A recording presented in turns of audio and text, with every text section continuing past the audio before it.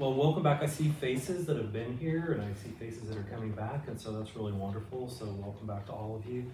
This is the third week of this program, and I'm on track here. So we're going to be talking about issues within the family.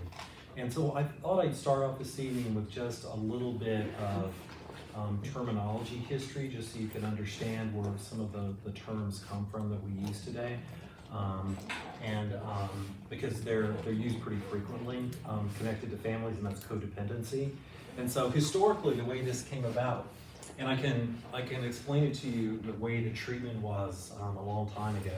Some of you may be excited that treatment isn't like that today, but in the olden days, whenever someone was in inpatient treatment for alcoholism, the family usually went to the treatment facility and would be there for maybe 7 days. And so they needed to have a term to describe them. Can you imagine that? So it's actually a big commitment for residential, and then everything changed whenever residential started to fall apart, and then IOP started to take more, thanks to insurance companies, and then residential came back, and then family programs started to be built back up again across the board, and COVID killed a lot of family programs, and now a lot are online, etc. So it's been an up and down process, but this is where the terminology came from. They needed to have a term to describe the person that was in treatment whenever your loved one was in treatment. Again, you were there maybe 5, 6, 7 days. Some modified it to like a long weekend where you might be there Friday, all day Saturday, half day Sunday. And again, this was back in the day when we were only treating alcoholism. So there was alcohol as the entity or the addiction was here. Here's your loved one, the alcoholic, and then you became the co-alcoholic, right? Then around 1980, I'm trying to remember when it was.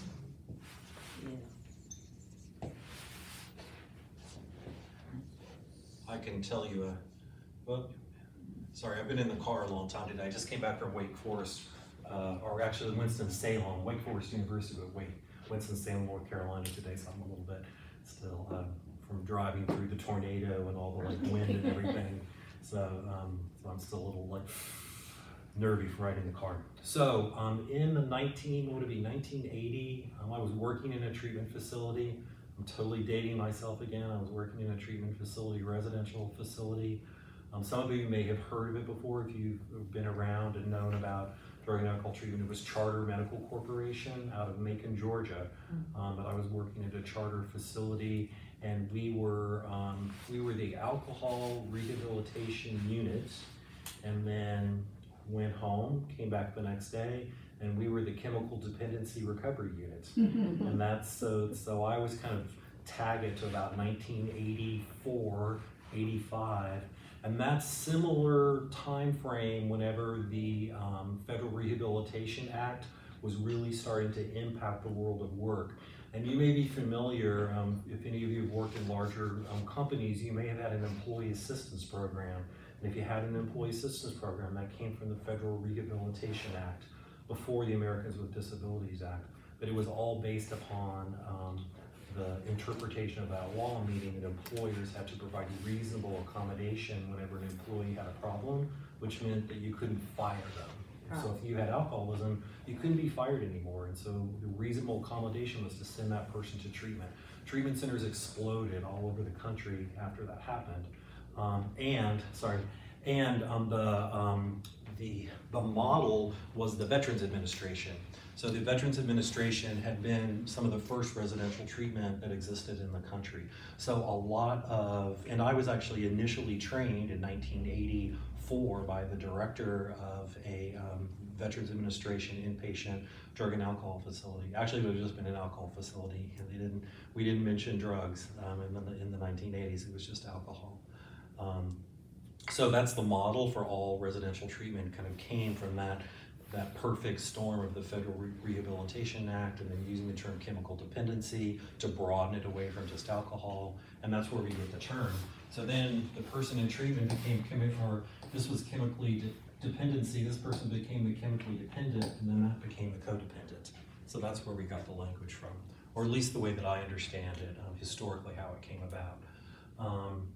It's a useful term, and it kind of applies to what I'm going to talk about this evening. It's a useful term because it describes a collection of behaviors that families engage in whenever they're struggling with a loved one or a friend that has a substance use disorder, because the family is trying to survive. I kind of describe it sometimes as a metaphor, is that the family's treading water, literally treading water, just trying to keep afloat, because chaos is all around them. The water's choppy, the water's rough, and so the family's doing the best it can to stay afloat. And so therefore the family engages in a lot of unhealthy behaviors. It seems like we're doing the right thing because we're trying to keep the family together, but they end up being problematic behaviors that ultimately don't help the person who has a substance use disorder, and they also really damage those family members who are scurrying around, running around, treading water, engaging in all these behaviors, trying to protect their loved one, protect their reputation, etc., and really kind of keep the substance use disorder hidden. And so it's a pretty significant behavior, and I'm going to talk this evening about some of the things that happen that are connected to that. You've heard both of these terms before, just to kind of revisit them, but denial and enabling, those are two characteristics, or two behaviors that are pretty characteristic of codependency, right? And I think last week I talked about denial just kind of being like having blinders on and not seeing what's actually there. It's the elephant in the living room that everyone knows that the elephant is there. Everybody sees it. Everybody's life is impacted by the elephant in the living room, but nobody is willing to call it out and say, we have an elephant in the living room. So it's there. It impacts everyone. When I talk about families, I always like to use the idea of dominoes. I don't know, I'm starting to date myself, because I've had a couple times, where younger clients have looked at me and they're like, what are dominoes? Like, oh, this is terrible. So, if you used to play with dominoes, I didn't actually play a game of dominoes, but I just used to line them all up and then tip one over and then, watch them do their thing, whatever kind of cool design you made. But if you think about dominoes being all in a circle, that's how a family is impacted by addiction. The person with the substance use disorder is the domino that starts the impact, or the tipping over, and then it impacts every other person in that family. Families will say, oh, this person's not affected, this person isn't affected, this person impacted. But honestly, every single person in that system, it is viewed through the lens of being a system, and so every single person in that system is impacted. It's impossible for someone to be in a family where there's active substance use disorder or recovery as well. It's impossible for that person not to be impacted by the existence of the substance use disorder. But that's more of our denial and enabling whenever we're thinking this person wasn't impacted, and this didn't have an impact on me. I think the part that is surprising and ironic and sort of insidious about denial is that sometimes denial is so intense that you don't even really know that you're in denial. Does that make sense?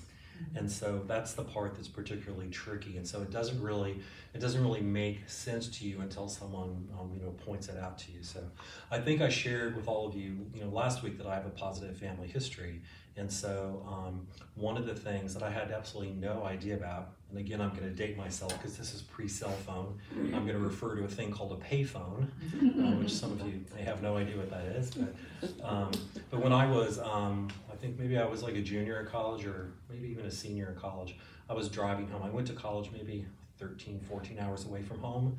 There could be a sign that there was an active substance use disorder in my family, that I would go to college as far away as I could possibly go.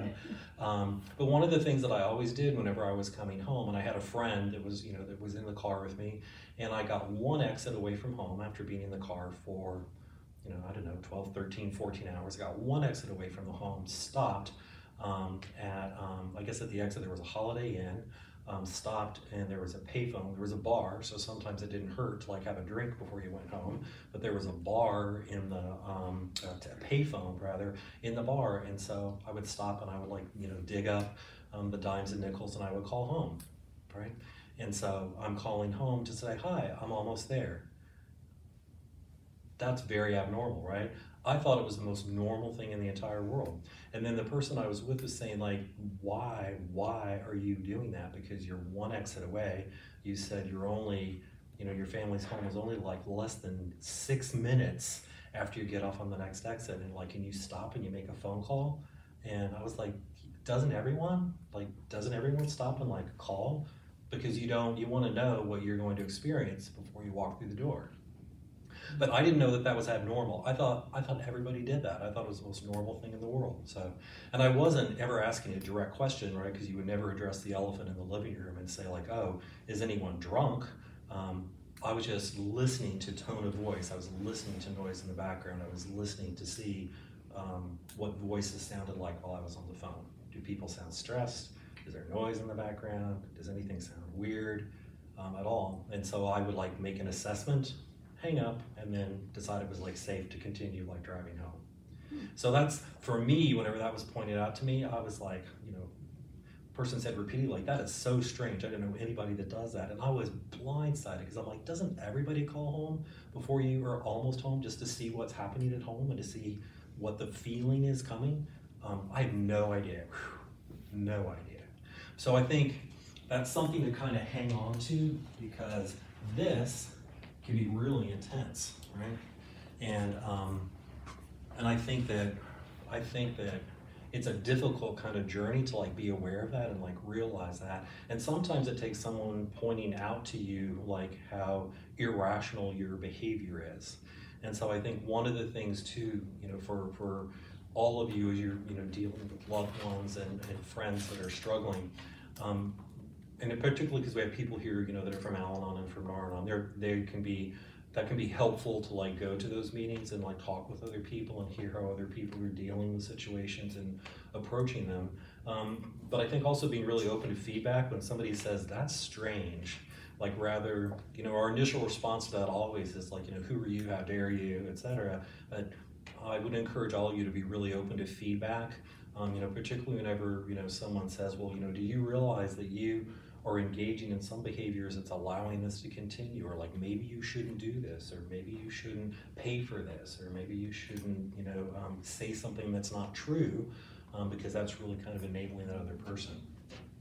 And that can be really difficult, right? It can be really difficult because when you kind of get in the rhythm of cleaning things up and glossing things over and putting a spin on stuff, it will be really hard to like stop doing that. It'd be really, really hard to stop doing that. And so those kind of behaviors like would, continue. And so that's why when we're talking about the identified patient needs treatment, family members need treatment as well, because you need to, go to a support group, or you need to go to a counselor that is addiction informed, so that you can like learn like some of the things that maybe you started doing that you maybe need to like unlearn doing, because they can be long-term harmful to you as a person. And just want to try to move towards being healthier and psychologically be healthier and be more self-aware and engage in self-assessment, because that's kind of the foundation of all of that. I know I shared with you all last week, I think when we were talking about return to use, I shared the expression HALT, if some of you remember that. And I don't remember if I shared this one, but this would be a great kind of segue into this next part that I want to talk about this evening, and that is the how of recovery. And the how of recovery is referred to as being honest, open, and willing. So the how of recovery is being honest, open, and willing. And that applies to the family as well as the identified patient, because we have to, but it's a difficult task, right? It's a really difficult task if you've been lying to yourself, and if you have learned to like look at everything through a different lens. It makes it really difficult to get to a point where you're being honest, you're being open, and you're being willingness to like take action and do the things that you're thinking like, I'll never do that. That doesn't make sense. So kind of try to remember that, right? That you all are most at risk, and your loved one is most at risk whenever you're hungry, angry, lonely, tired, halt. But then the way to kind of keep that ship on course is how, and that's to be honest, open, and willing. Those are really helpful ways to kind of keep yourself focused in your recovery journey or your loved one's recovery journey. So any questions about this before I kind of skip over to the other piece? Yes? One thing I would say is that whole codependent and alcohol, the family is a system. Yes. And what happens, I find, is that we family members get invested in our roles as they change. And when those roles start to change and we start, so the denial is that there's something, you know, it's not just that the denial that this person has an issue, it's that I've taken over this role, this additional role that really never belonged to me, but belonged to somebody else. And should be done by somebody else, but the fact is I'm continuing to I'm doing this because I'm trying to protect the family system. And unfortunately, what I'm protecting is the addiction. Yes, absolutely, 100%. And that's the bottom line. That's where I found, you know, I found that, I didn't realize. So the stepping back and allowing natural consequences to the person who has the addiction is really, it has the potential to reduce the amount of time it takes that person to find recovery. Yes. To find what? Recovery. Oh, recovery. To get that, yes. So that, I'm with you 100%. So what you said was perfect, and it's actually part of what I'm going to talk about later on. I'm sorry. No. Seeing this, and I was like. But I love it that you, get that, because that's sometimes really difficult for people to get. So no, that's perfect. So anyway, I talked about denial being blinders. I don't think I mentioned enabling, but enabling is engaging in any behavior that prevents the person with the substance use disorder from experiencing consequences. So anything that you do to prevent that. So, and I gave some examples, you know, giving people money whenever you shouldn't, lying for the person, putting a different spin on something, you know, changing the storyline, whatever it might be, you know, that's enabling, and it prevents that person, from seeking treatment. So, you know, as you were saying, consequences, right? So, so enabling is anything that somebody might be engaging in, any kind of behavior that prevents that person from experiencing consequences. But here's the tricky part, right? If that's a family member, right? It's even trickier whenever it's your child, right? Because your entire life, you know, from the time that the child arrived and, you know, all through, you know, from going off to kindergarten and school, your entire life has been invested in taking care of this person. And so this is a real break from normative behavior to say, in order to take care of this person I love, I have to stop taking care of them and their addiction. And that's it's a tricky thing. So I don't want to sound callous, like, oh, it's so easy, you know, just do it. It's not easy. It's incredibly, incredibly difficult, right? Because that's been your role, taking care of your loved one your entire life, and so you can't turn that off, right? But if you want that person to approach getting sober, and you want that person to go to treatment, you've got to take that step. You've got to take that stand, and it feels very unnatural, right? I mean, if you know, particularly if that person is a little bit older, right? Maybe it's a little bit easier, you know, whenever you know, the person's 13 years old, but it's even more difficult when the person's like over 30, because then you've had 30 years of loving and taking care of this person, and so then not engaging in behaviors that you've always done to take care of that person, it seems wrong to do. And that's why it's really difficult to like make that step. Does that make sense? So I appreciate that. I appreciate how difficult that would be, right? So I'm not, you know, I don't want you to think I'm being callous and just saying like, just do it. It's so simple. Not simple. It's incredibly, incredibly difficult. So anyway, what I'd like to do is to talk about it. I pre-wrote these, so I know my handwriting gets sloppy whenever I'm talking and walking, and I pre-wrote them, and they're probably just about as messy if I hadn't done that anyway. So anyway, what I want to do is I want to talk with you about these different kinds of issues of concerns of families, and what's unique about these. And you see where I have the two circles at the top. It's now and then also in the future when the person's in recovery. All of these issues impact the family in the present when the person is still using, and then they also impact your life whenever that person gets into recovery. Now, the beautiful thing about that is that at least the person's in recovery, and so that's a plus. But these stay pretty constant on both sides. And so I want to explore that a little bit, looking at kind of both sides. So the first one is trust. How could it not be trust, right? Because anyone who has a loved one or a significant other or friend who's struggling with a substance use disorder, they have done something at some point in time which causes you to like not have trust in them, right? you would generally have some pretty consistent distrust of that person. And that in and of itself can be incredibly frustrating, can be difficult and challenging whenever you've got that.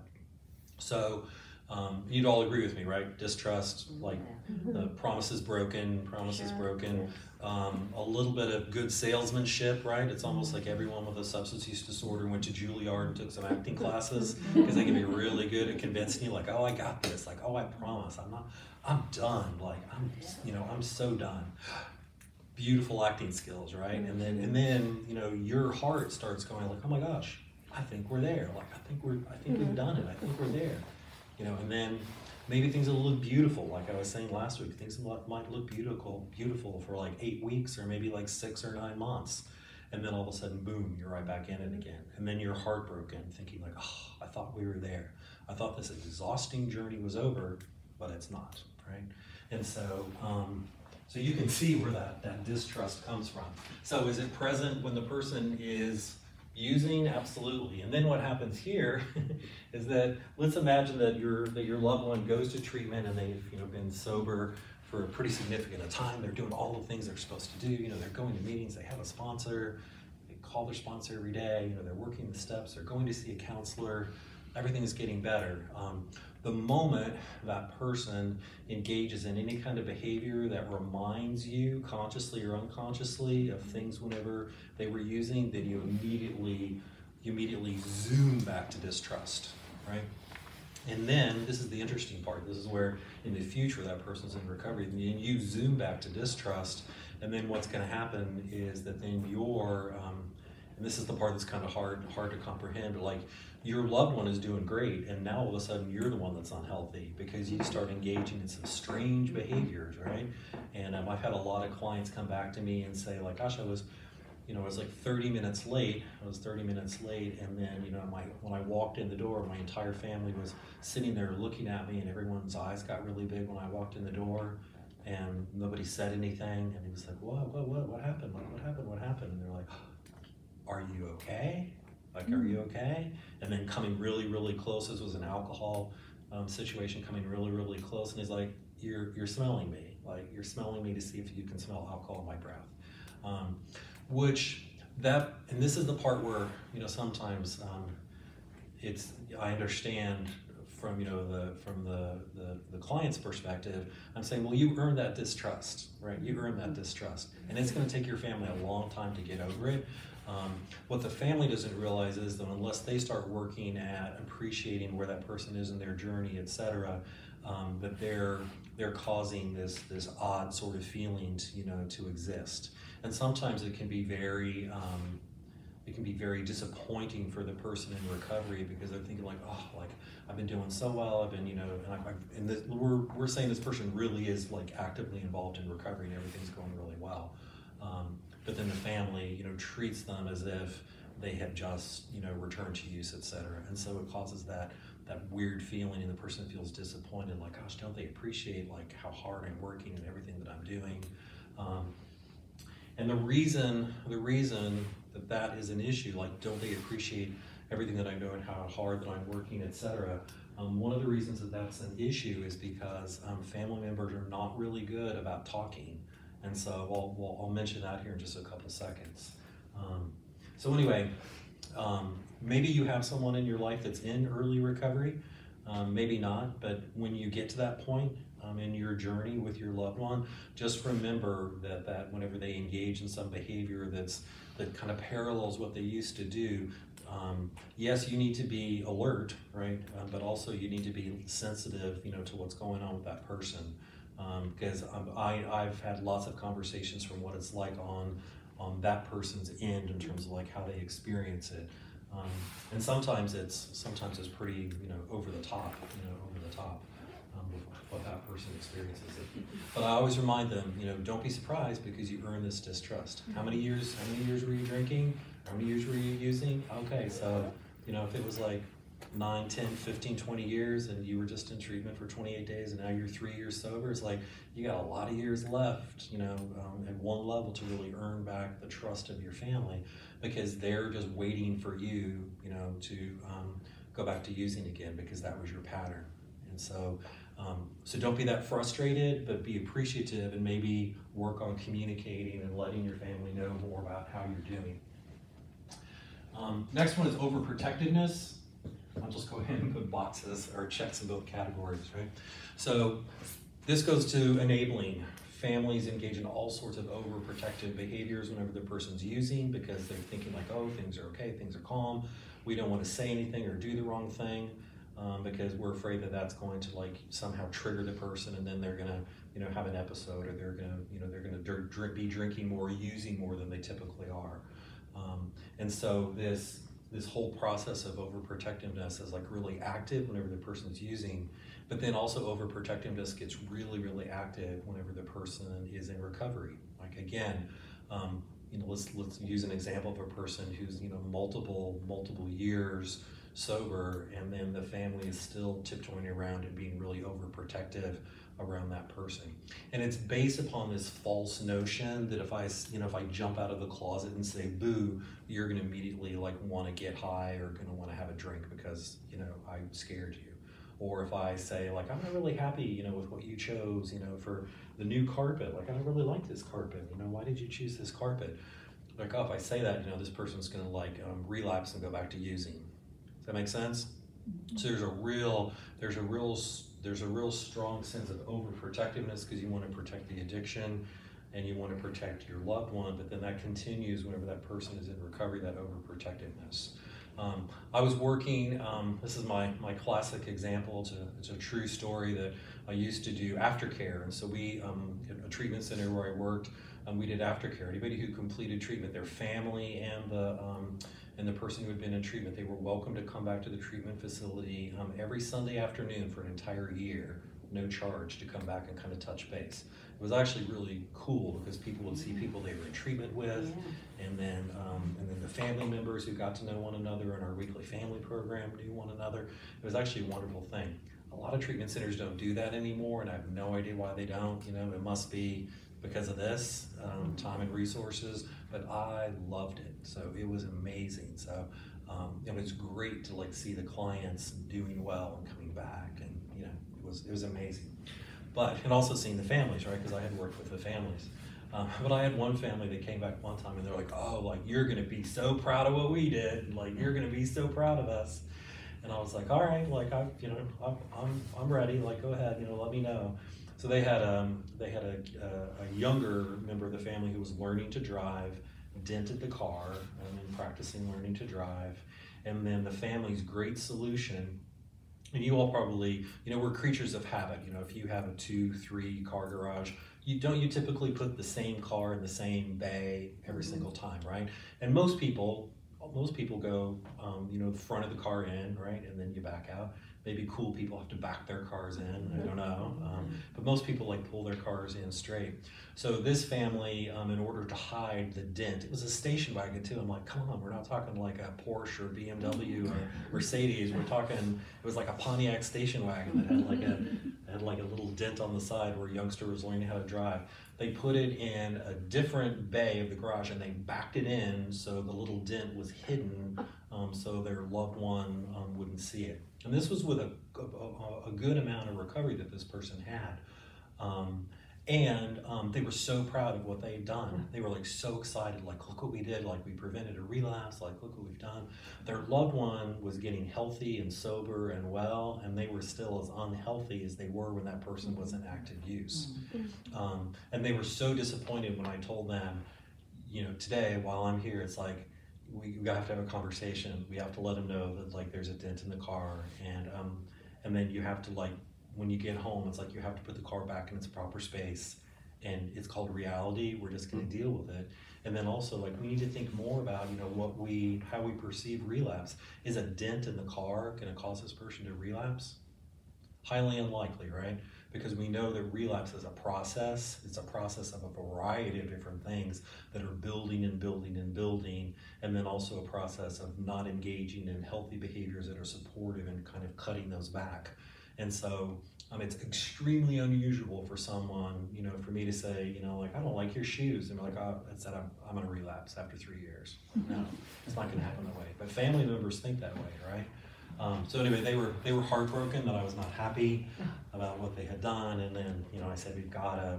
I didn't force them, but I said I would really like it if we just like have an honest conversation, like we're all here together, because I want to be here to watch the response. And the response is like, oh, we've got insurance, like whatever, like fix it, and don't drive a nicer car than the station wagon for the time being until you don't have the drive.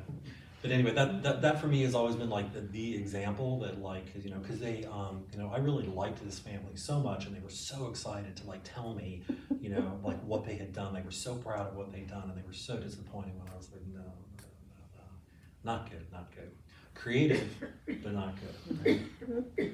So you all may have some experience or thinking about that second category about that overprotectiveness, and what, and just kind of hang on to that, because again, that crosses over into recovery. Unrealistic expectations. Unrealistic expectations are also incredibly significant, right? If you don't read, learn, think about substance use disorders and what the treatment process is like and what recovery is like, families can have incredibly unrealistic expectations, right? And so it's the disease entity where if you find out that somebody has cancer, you're reading all this information, and you're doing all these things to read about cancer. You find out the person has diabetes, same thing, deep dive, type 1, type 2 diabetes, we're going to read everything, we're going to do all this. Cardiovascular disease, whatever it might be, well, we're going to change your diet, we're going to go macrobiotic, we're not going to be eating red meat anymore, we're going to do all these things. You have a substance use disorder, right? And then the family's like, oh, like, yeah, stop that, like, don't do that, like, that's not a good thing, right? And then there's not typically that rush to go get more information about it. So that leaves families, and then also with the demise of family programs, now I would say because of COVID, because of the demise of family programs, it leaves a lot of family members not really willing to get that kind of information. If you went to Barnes & Noble here on the island, I'm pretty sure they have a self-help section. So you can get to Barnes & Noble and you can pick up some books and can read them. You can now, you could hide, and just do it on Amazon. You could like order a book and have it delivered, to your home, and you could get some good literature, about like what families need to work on, etc. I always use Stephanie Brown, who we talked about last week. I always use Stephanie Brown because she has real specific ideas and that parallel all of this in terms of what families have to do in order to get well. Her language is a little bit intense, but what she basically says is like the family has to completely disintegrate and has to basically come to an end, and then has to be the creation of a new family is the only way out of that. So disintegrate seems really harsh, but what she's meaning is you've got to like unload all the old stuff that all of you together were involved in when your loved one goes to treatment and gets sober, and then you have to create a new family. She's been criticized for the language because they're like, oh, that seems really harsh, but my experience has been that that's 100% accurate, right? The family has to reinvent itself and to become a new family in order to make progress, and then not engage in all those old behaviors. You kind of see the tension between, I did this whenever you were using, and now you're in recovery, but I'm still doing what I was doing whenever you were using, but you're in recovery. And so it creates this awkward tension. So that's unrealistic expectations. So that was then, this is now. You were in treatment. This results in family members saying what I consider to be horrible things, and I've heard this come out of family members' mouths before when their loved one starts going to meetings. Initially 90 meetings in 90 days. I've heard family members say, you were never around whenever you were drinking, and now you're never around when you're sober, and I liked you a lot better whenever you were drinking. Yeah, and why are you going to these meetings? You were never around then, you're never around now, so like, who cares? I don't see a difference. Oh, a huge difference, right? And then when clients come back and say, oh, this is what my family said to me, I'm like, that would be like number 633 that I've heard family members say that. That's that unrealistic expectation, right? That you've gone to this magical treatment facility, they did voodoo, magic wand, etc., and then like that was it, it's done, it's over, what they're basically saying is like, we don't want to talk about this. We want to pretend like this never happened. And so, again, that was then, this is now, we're done. Now, and again, like, do we do that? Cardiovascular disease, cancer, diabetes? No, we tend to be much more compassionate and able to have conversations and caring and supportive. But family members, and again, not all, right? It's not all family members, but I've just seen a lot that do that have that unrealistic expectation. And then that transfers over like into the recovery process. You should be thrilled that your loved one is going to 90 meetings in 90 days. That's a difficult thing to do. You should be thrilled that they're going to meetings 3 nights a week, later on. You should be thrilled that they're alive, right?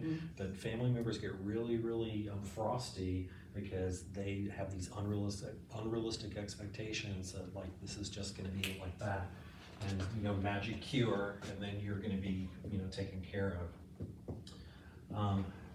Newly surfacing resentment. So newly surfacing resentments happen with families whenever someone's in active use, and it's exactly what the young lady on the front row said. The newly surfacing resentment is like, you're a train wreck, I can't trust you with the checkbook, I'm taking over the checkbook. Sometimes it is children, right?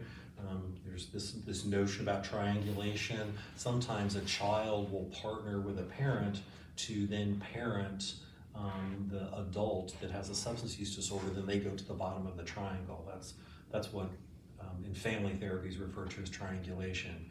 And so it's really effective. The mom or the dad, who's ever's at the top of the triangle, dealing with the other significant other spouse at the bottom of the triangle, is excited to have a partner, and then ends up having conversations with this person that you should never be having conversations with, about the whole structure of the family and all those other things. But it's a good example about how unhealthy it becomes, because that adult willingly accepts that other younger person, and sometimes they're really, really young, that end up in that triangulation with an adult against or talking about the person with the active addiction. So that ends up being really, really, really problematic, for the family. So, I consider it to be abuse of children, right? Because emotionally, a child shouldn't have to partner with an adult and a parent to deal with another adult. So they're not capable of handling that kind of responsibility. But the child feels very empowered by that and feels like they're being invited into the world of adulthood, and then the conversations with the parent or whoever it is about that other person. They're capable cognitively of getting some of it and becoming involved, and so they feel like they have an important role to play, and they take that role really seriously. I can make it really simple. Let's say that mom is the person who does all the cooking in the house, but mom has a substance use disorder, and she's passed out on a regular basis whenever it's supper time. Younger children in the family will start cooking, and they'll start preparing meals and doing all of those things to cover, in order to make sure that other people get fed or younger siblings get fed, etc. So resentment, and that makes sense, right? People could be really resentful about all that stuff happening. And here's the interesting thing, and this kind of gets to what you were speaking about before, is that then whenever that person gets sober and they're like, oh, I always do the checkbook, so I'll take the checkbook back. And then the person that's been doing it for 15 years is like, no, not really. I'm not really, and then you can see where those emotions come in. I've been doing this for 15 years while you've been messing up the balance in the checking account, and now all of a sudden, just because you're sober, I'm gonna give the checkbook back to you. And then, there's also some, gender roles and some other things that play into that whole scenario. But if you had to do something that wasn't in your wheelhouse, but you did it to survive, then when that person, again, we should be excited the person's sober, right? The person's going to treatment, they're in recovery, they're sober, but they're gonna want some of those things back. And when they want some of those things back, then it makes perfect sense, right? Because the system has changed, and so and you're not going to want to hand that back over. Children become furious, right? Because it is a teenager or preteen's dream come true is to have one or both parents have a substance use disorder, because curfews, rules, all that stuff, nobody's tracking or paying attention, right? You know, I've worked with younger clients, you know, not young as you're thinking, but like, you know, just around 18 or a little bit older, that had a positive family history. And, you know, they report that it was just like a dream come true, you know, because I could go to mom and say, hey, you know, I need $10 to put gas in my car. And then I could go to dad and say like, hey, I need $10 to put gas in my car. And it's like, I got $20 now. Like, and usually I'd only get 10. Total. And so then whenever, you know, one or two or both get sober, then it's like, you know, oh no, $5, quit driving so much. And you're like, whoa, like I liked it a lot better whenever you were using, because I didn't have to be home at 11:30. I could go out on a school night if I wanted to. I could, whenever I could tell how buzzed you are, and I could figure out how to, you know, get you to give me money, or I could just take money out of your purse or your wallet and then say, you know, I don't know, like, you know, maybe you just miscounted. And so it's like a dream come true. And so that resentment can be really, really strong whenever that starts to surface. Do you see how that would play out? That would be really frustrating. So any role that's abdicated and then someone fills in because they have to fill in, when that person gets sober and they want their role back, that causes tension within the family. And this is during the good times, whenever we're supposed to be in recovery and the family's like rebuilding itself. The other thing too, which I've seen a lot with resentment, is with siblings and other. Well, let's say that it's a son that has the active substance use disorder.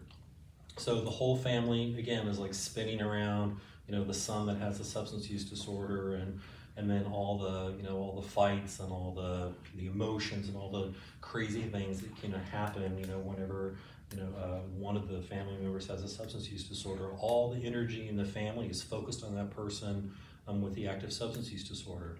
I know a family where the kid was a star addict, right? Like all the way up to like, you know, almost being incarcerated, you know, by an undercover federal drug operation. And then the son ended up, you know, going to treatment, going to long-term sober living. Ended up going to Texas Tech, which actually has an addiction program, and so ended up getting his bachelor's degree in addiction science and recovery, then his master's degree, you know, and then now he has his doctorate and is actually like a research specialist for the field of addiction up in Nashville. But during all this time, he was like the star disaster, taking up all of mom and dad's energy, affluent, very affluent, well-educated family. And then in recovery, the family was like so proud of him and so excited about him because, you know, he stayed sober, and then, you know, he got kicked out of college, but he went back to college and got his degree, got his master's degree, got his doctorate, and now has this like amazing job in Nashville. All during this time, there was a sister. And that sister was pissed off beyond belief when he caused all that chaos in the home, and even more angry now because all the family energy was always focused on this child and never focused on her. And so, and the parents were like, you know, what's wrong with sister? Why isn't sister happy? And I was like, oh, we should probably have a conversation, right? Mm-hmm. Because this would be, you know, if you think about a family, it's like a high achieving family, like academically, socioeconomic status, reputation in their community, etc. They jumped onto the recovery wagon, which was beautiful. They jumped onto the recovery wagon just as much as they did on like getting their child into treatment. But what they missed during that whole process was this other kid, and almost the kind of the same denial that I had. Like, doesn't everybody call home before you get close to home to make sure everything's okay? They totally, I mean, they loved this child, but they totally like missed her in that entire journey. And then we're shocked that whenever she was married and she had children, she's like, I'm not going to come home, you know, for Thanksgiving. I've seen that before. They're like, you don't have to come with us when we go to the beach. Like, I have my own family now. I'm like, you know, we're good. Like, I'll see you maybe at the next holiday. They were like, what is happening? Where did this come from? It's like, you know, there's that resentment, right? There's that resentment. And it's well-deserved, right? It's well-deserved, you know, and this family's a great family, but they focused all that energy at every step of the way. And you yourself may be sitting there thinking like, gosh, I feel drained in all my energy because a lot of my energy goes to worrying about this person who's a friend or a loved one that has this active substance use disorder. It drains your energy, right? Mm-hmm. and you're exhausting yourself, but you're also sort of unaware how you're focusing your energy in what you're doing. And so just kind of keep in mind that, when your loved one, if they're in early recovery now, or if you're hoping to get them into early recovery in the near future, just remember that this is really powerful, this resentment by other people that have been impacted by it. Like it was to see, you had to know this family because they were much like, my family's way to cope with the active substance use disorder was to be perfect. My home that I grew up in was beautiful and perfect. Everything was perfect. Absolutely perfect. Absolutely perfect. Because it couldn't be otherwise, right? Because if our home was beautiful and we were all dressed properly and we, we're all going to good schools, et cetera, then we didn't look like there was a problem in our family because we looked so darn perfect. Right? And this family was almost exactly the same. They were like, and they were also like, physically like a beautiful looking family. So they were like, they had, you would say like they had the whole package, like everything was like going perfect for them. They looked like they, belonged on the cover of a magazine, that they put so much energy into like being perfect at everything that they totally overlooked, this child. And so that's why they were totally shocked whenever that, came about, because they just couldn't imagine why that would be an issue. Does that kind of make sense, like how that energy works? Addiction to recovery as a threat. This happens on both sides as well, right? I don't have enough room to make my X here, but when the person's an active addict, it makes other people in the family system that also potentially have a substance use disorder get really nervous, right? And they'll redirect conversations like, oh, let's not talk about that. Like, oh, let's don't start counting drinks. Like, oh, we don't want to be counting drinks, right? Because if somebody's counting drinks, then somebody might be counting my drinks. And so that ends up being really, problematic. Recovery is a threat. Also, I've heard family members, some family members have drinking customs, during the holidays. And I've had some family members say like, well, we don't care like if this person is in recovery, but like we are not giving up like what we do, on Christmas Eve, and we are not giving up, that we play beer ball, on the 4th of July. Like we're not giving up our family traditions just because this person doesn't drink anymore. How would that feel to the person, whose life has fallen apart, gone to treatment as a result of like disaster and consequences? Now they're newly sober and their family's like, whatever, like we're not changing. And we're not changing the way we live and all our family traditions just because you don't drink anymore. I'm not making it up. I've had families say, don't you agree with this? Don't you think that's right? That we should like keep our family traditions? And I'm like, well, we heard you say something about family traditions. And I'm like, haha, I didn't say that. Thank you for trying to twist my words. Anyway, true story. Families will say that, and sometimes nicely, and then sometimes after having a drink or so, not so nicely. And then what families, are saying is like, well, you know what? I never really thought that you really had that much of a problem. I don't see why you can't just have a drink every once in a while, right?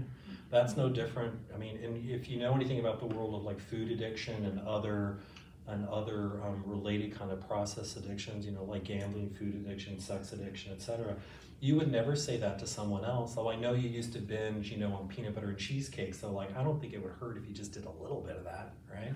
Or I know that, your sex addiction used to drive you to do these other things. Like, I never really thought you had a sex addiction, so it's okay if you go do this. Nobody ever says that, right? I mean, and going back to, if you go back to the traditional diseases, if you've got somebody that has lung cancer, you're not going to say, just have one cigarette, it'll be okay, right? And you're not going to say like, oh, you're diabetic, have a Snickers bar, it's going to be okay. Like, I'll catch you when you fall, right? But that's essentially what people are doing to the person with the active substance use disorder, and then they're also doing the same thing whenever they're in recovery. So it kind of goes on both sides. And so anyway, that was particularly present whenever the addiction is a threat to somebody else. Yes? What about when your loved one tells your family, I'm in recovery, but it's okay, I'd be more comfortable if you continued your tradition versus stopping for me? Is that false? No, and so thank you, that's an excellent question. What I would say, which should always be the answer to that, is what does the person who's in recovery, what are they comfortable with, right? Because the other thing, and I didn't mention this example, but sometimes families go, when they're back up here to the overprotective, you know, they'll like get rid of all the wine glasses, and they'll clear out everything in the bar, and they'll like clear out everything in the wine cellar, etc., without telling that person and asking them, like, you know, what's their preference, you know, what are you going to feel comfortable with. So if someone is saying, I feel comfortable with this, and it seems like it's rational, and it seems like it's not, you know, problematic or risky, then that's a good thing, right? Because at least people are like speaking up and saying something about it. But it really kind of depends on the details and how it plays out. And I tend to be really conservative whenever it comes to some of those requests. Like, if you've ever heard of like O'Doul's, and I think there's some other kind of beer that's near beer, I've had people say like, well, isn't it okay? Isn't it okay? And I'm like, for me, no. Like, I'm not going to advise you that that's a good thing to do. Number one, when you pop open the top, it sounds like a beer. Number two, when you take a drink of it, it tastes like a beer. I'm assuming, I'm not a fan of beer, but like I'm assuming that it does. There's a minute amount of absolute alcohol that's in it anyway, but it's like a minuscule amount of alcohol, not enough to get you intoxicated. But for me, behaviorally, and this kind of gets back to your question, for me, behaviorally, that seems really, really high risk, right? Drink sparkling water, you know, drink sparkling water. And you know, when I advise people, like if you're like in early recovery and you go to a party and other people are drinking, you know, get a glass of club soda, put a lime on it, hold on to it dearly, never put it down.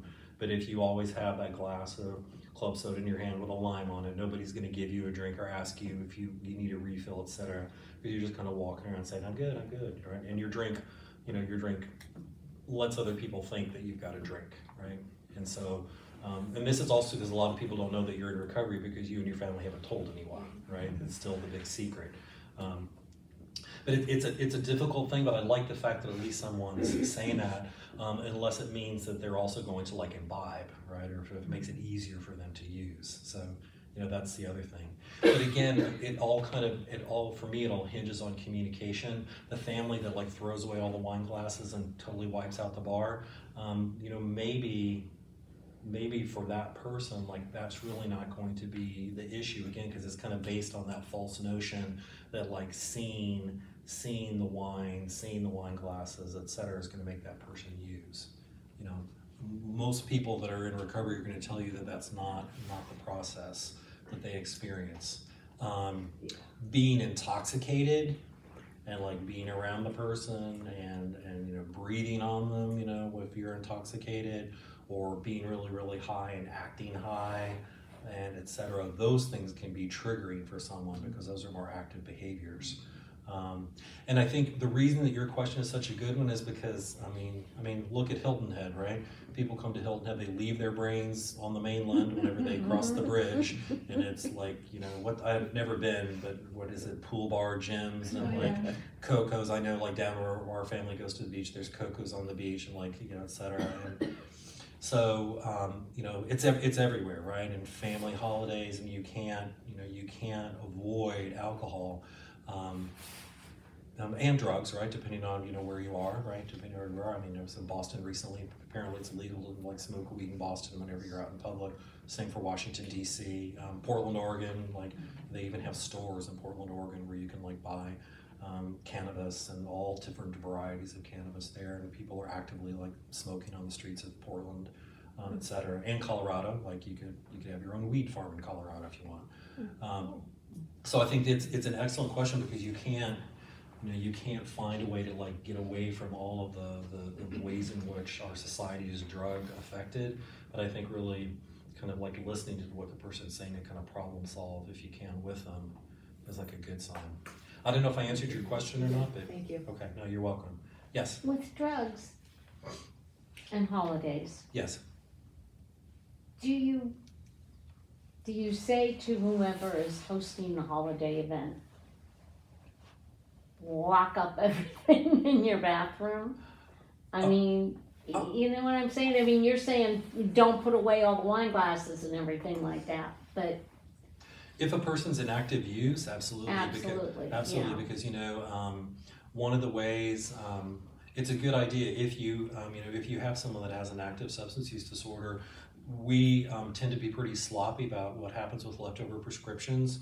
People know this. People go to open houses because they can score Xanax, they can score opiates, you know, they can score a variety of different things. You know, you're not supposed to use someone's restaurant at an open house, but you go to an open house and then you go, oh, excuse me, I have to go to the bathroom. First thing they're going to do is like look in the medicine cabinet. And you know, I know people that have done it.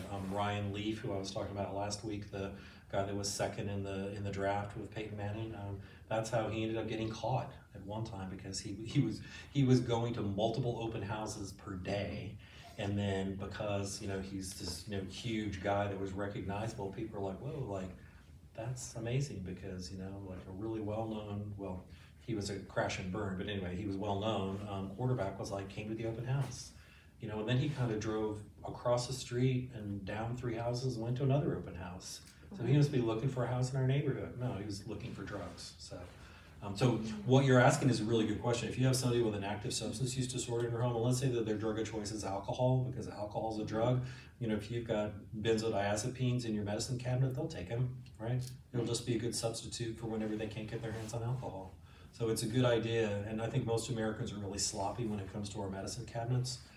So I would advise clearing them out, you know, definitely just across the board for everyone, you know. And I think, I'm not sure here on the island who does, but like maybe CVS on Matthews Drive has a drop-off where you can get rid of prescriptions that are unused and they can safely be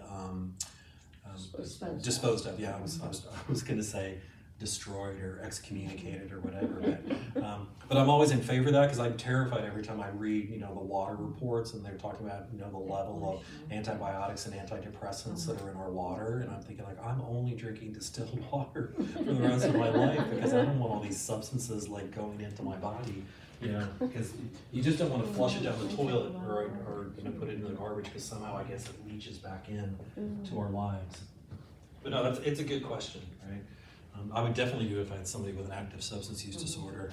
You know, and if the person's drug of choice was opiates, like it's just too easy to like leave opiates in the medicine cabinet. I wouldn't do it. So it'd be wise to not do that. So I have a question. Absolutely. So I think all of this builds on the trust piece. And you know, trust takes time. Absolutely. And so the bottom line is that the addict, the alcoholic, needs to understand that piece takes time. Absolutely. And those are hard. We can't tiptoe around them. The whole idea of overprotective.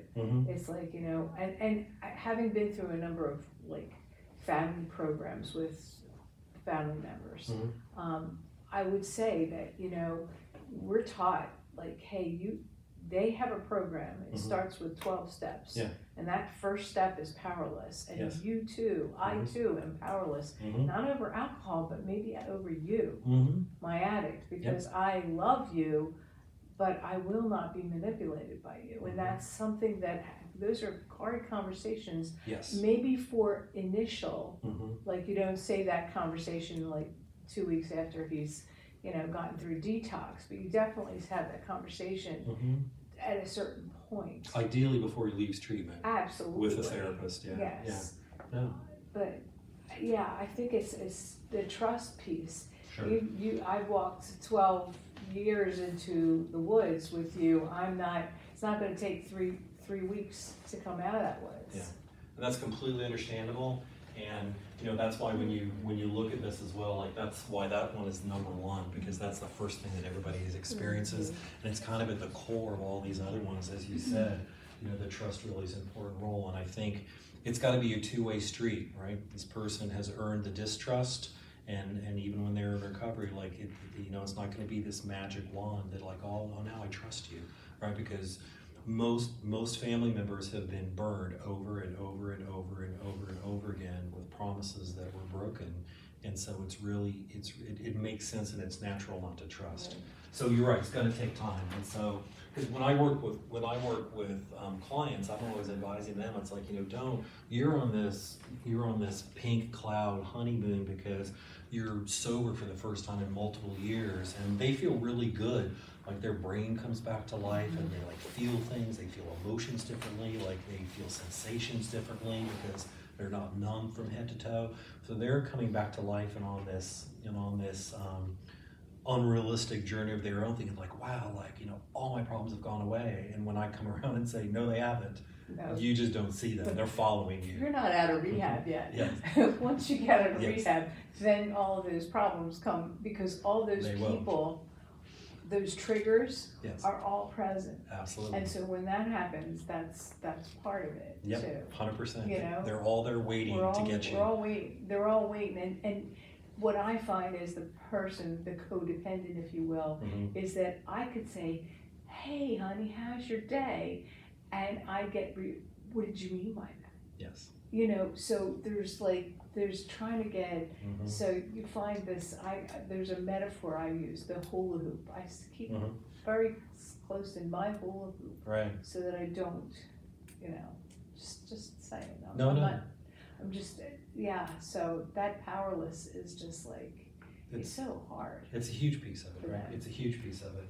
Yeah, and what you just said, reminded me of like an expression that I always use, like similar to your hula hoop or like with problems coming, is that I always remind clients like that you're feeling really good now because you got out of detox and you're feeling sober. What you don't realize is that there's two parts to you. There's the sober part of you and there's the addicted part of you. And the addicted part of you has moved to the parking lot and it's doing push-ups, waiting for you to walk out the front door. Right? And so you need to be in here. Here's the sober part of you that's like getting healthy and you feel great and you're laughing for the first time, but that addicted part of yourself isn't here anymore, but it's out there doing push-ups, waiting to grab you. And so that's why whenever we're saying prepare, it's because it's waiting for you, right? Along with all the problems that come along as well. So And the family members can also be doing that, prepare. they should. Yeah. They should, yeah. Yeah, perfect segue. Last item here is restricted family lifestyle. The whole family's lifestyle and the way of being changes as a result of the active addiction.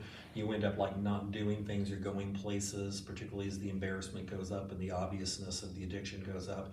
You end up restricting your lifestyle and not doing things that you typically did in the past.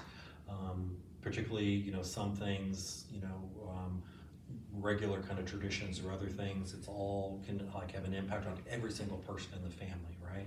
And so the inconsistency or making a commitment and then like not following with your own commitments can be particularly harmful for the entire family system, particularly for children, right? Because that can break children's spirit and soul, that I can't trust my parents because they say we're going to do this and at the last moment they always back out and we don't do it, because of what's going on with the active addiction.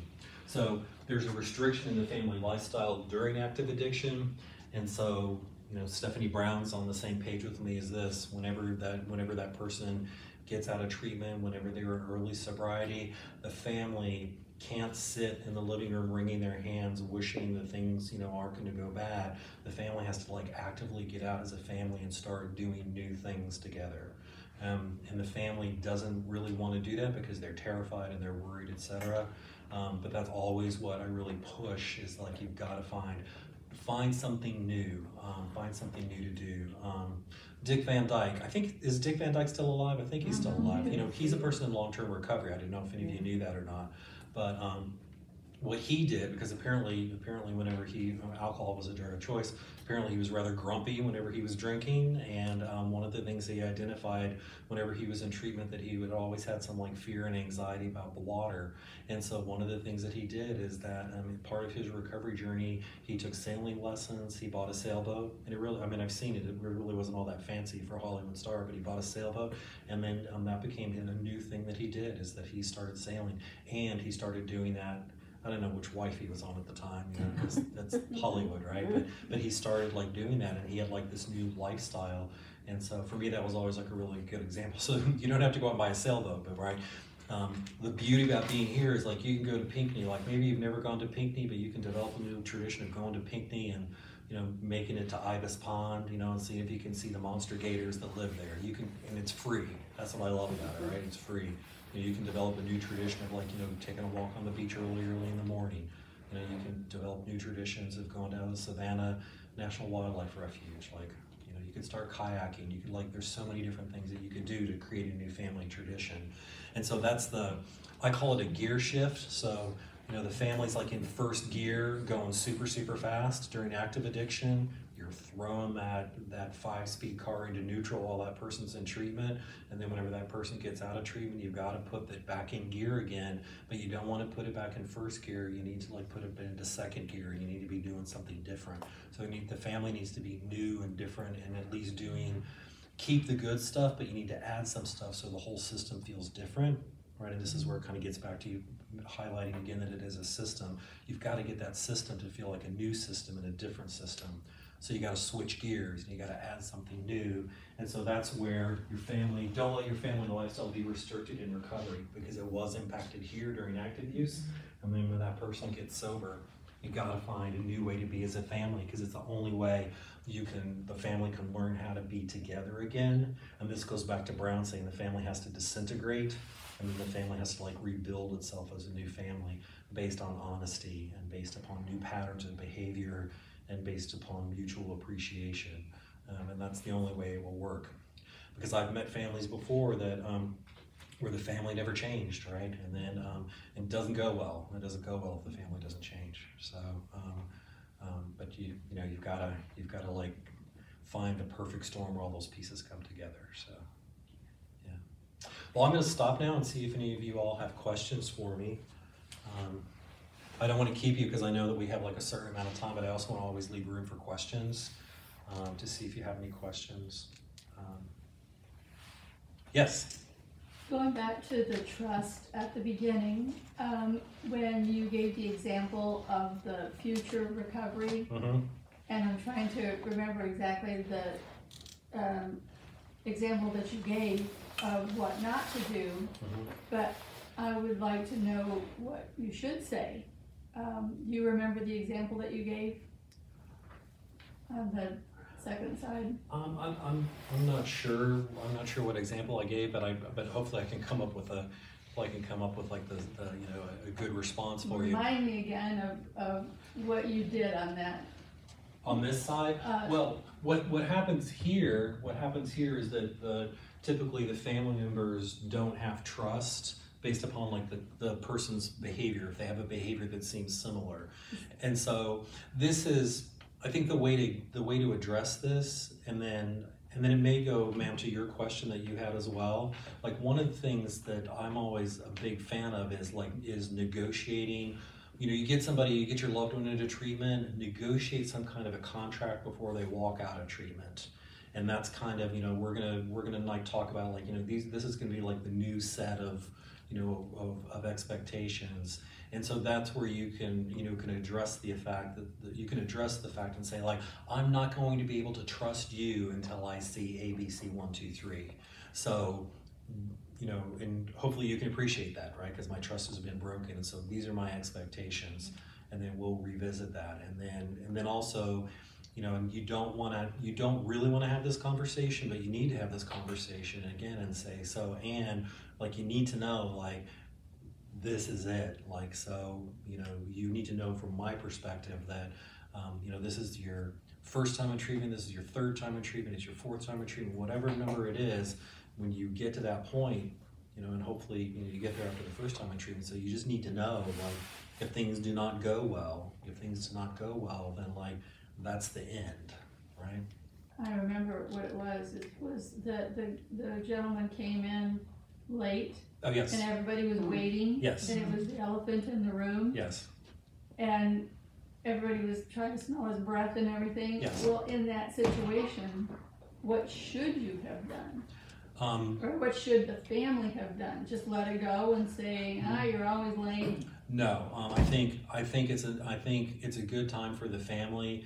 If the family's ever had like family meetings, or if the family's ever had conversations, a beautiful time to say, hey, when you walk in the door 45 minutes late, we are incredibly nervous because of what we've experienced, and so we're not judging you, etc. But you need to know that we panic and get really worried when you walk in the door late.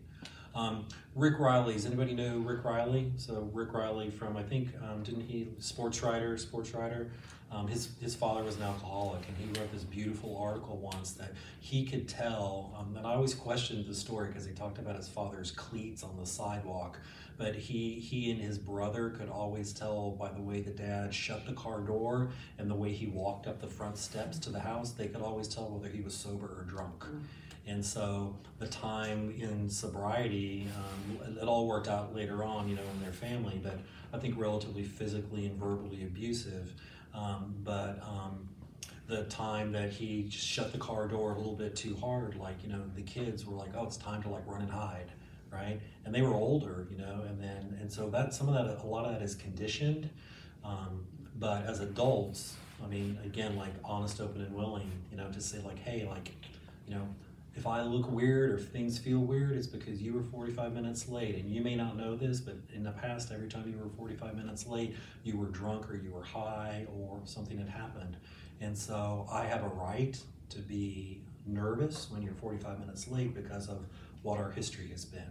I'm excited to hear that you're sober. I'm excited to hear that you went for coffee after your meeting and that's what took place. That's wonderful. Thanks for sharing with me. But you have to appreciate the fact that I'm going to be nervous and it's going to take me a while to get comfortable whenever you have a behavior that parallels a behavior from the past.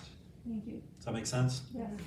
I think the thing that's hard about that though is that I think we're socialized as in, you know, in our families to not be that direct and to not have those kind of conversations, right? Be quiet, be nice. Don't say that. I don't know, you know how many times I was told that as a child growing up? Don't say that, don't ever say that. Oh no, don't say that.